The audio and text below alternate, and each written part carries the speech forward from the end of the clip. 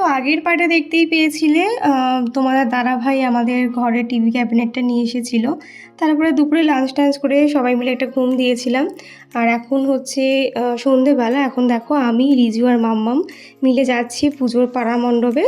তো আজকে ছিল আমাদের পাড়াতে বড় ঠাকুরের পুজো, যেখানে মা উপোস করেছিল, মানে আমার শাশুড়ি মা।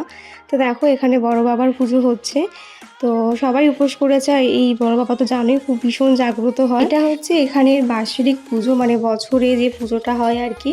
শ্রাবণ মাসের একদম লাস্ট শনিবারটাতে হয়েছে, মানে আজকে কিন্তু এখনও অবধি ভাদ্র মাস পড়েনি।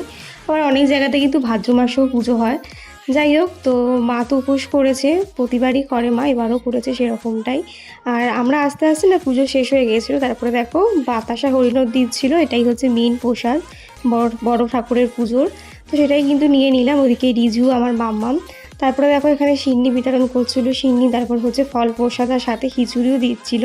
তো সব প্রসাদ টোসাদ নিয়ে কিন্তু আমরা বাড়ির দিকে রওনা দিয়ে দিলাম। তো সিন্নিটা দেখতেই পাচ্ছ। তো চলো আজকে ব্লগটা এখানে শেষ করলাম, দেখা হচ্ছে নেক্সট ব্লগে, বাই।